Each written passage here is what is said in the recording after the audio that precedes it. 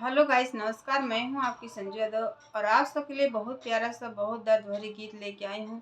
और विवाह बेटी विवाह गीत है, बहुत सुंदर है। आप लोग ऐसे ही बने रहिए। आइए मैं सुनाती हूं। बहुत प्यारा सा है, बहुत दर्द भरी गीत है। सुनते ही आप लोग को जरूर दिल दहल जाएगा। तो आइए हम सुनाते हैं। कोठवा के ऊपर आजा कोठारी कटावई, खीर खिला गाय चारू ओर जी। कोठवा के ऊपर आजा कोठारी कटावई, खीर खिला गाय चारू ओर जी।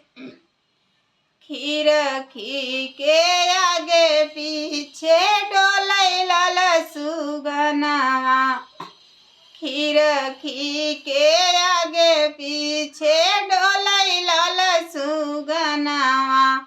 ले थारा माई जी का नाम, घोड़ावा चढ़ल आवै दुल्हे कवन राम, परी ग सुगनवा पे ध्यान। घोड़ावा चढ़ल आवै दुल्हा कवन राम, परी ग सुगनवा पे ध्यान। नाही हम लेबै ससुरुआ ना धन सोनावा, नाही लेबै सोरहो सिंगार। नाही हम लेबै ससुरुआ ना धन सोनावा, नाही लेबै सोरहो सिंगार।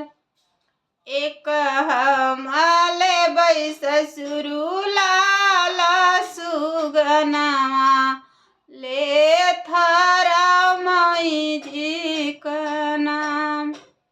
एक हम लेबै ससुरु लाल सुगनावा, ले थारा माई जी का नाम।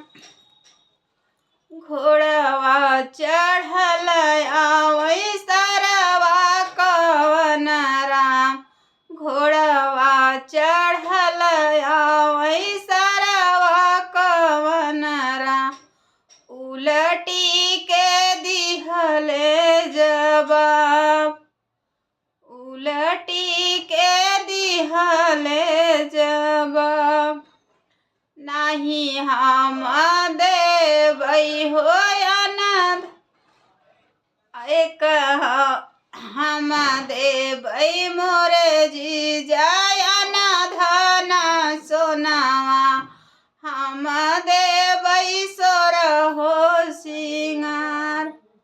हम देबै मोरे जीजा अनाधन सोनावा, हम देबै सोरहो सिंगार।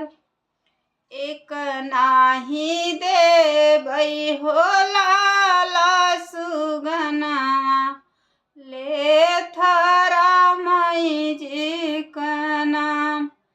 एक नाही देबै हो लाल सुगनावा, ले थारा माई जी का नाम।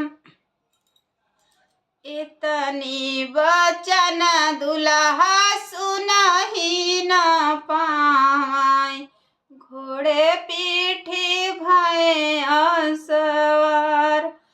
इतनी वचन दुल्हा सुनहि न पावै, घोड़े पीठी भय असवार। छोड़ी देबै मोरे सारे अनाधन सोनावा, छोड़ी देबै सोरहो सिंगार। छोड़ी देबै मोरे सारे अनाधन सोनावा, छोड़ी देबै सोरहो सिंगार। पान तनिया चौका चढ़ी छोड़बई रचिले बई दूसरा बिया पान पतर यस धेरिया चौका चढ़ी छोड़बई रचिले बई दूसरा बिया इतनी बचन सरवा सुनही न पावे इतनी बचन सरवा सुनही न पावे उलटी के दिहले जवाब लइयौ बहनोइया रे सोने कई पिजड़वा लइयौ बहनोइया रे सोने कई पिजड़वा लई जा सुगनवा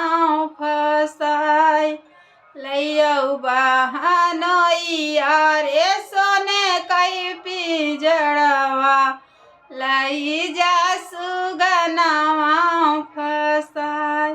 तो कैसा लगा तो आप लोग जरूर कमेंट में बताइए। बहुत प्यारा सा गीत है। तो आप लोग ऐसी गलती मत कीजिए, जितना हो सके उतना भी बहुत अच्छा है। किसी को दहेज के लालच में बहुत मजबूर नहीं करना चाहिए। तो कैसा लगा तो आप लोग ज़रूर कमेंट में बताइए।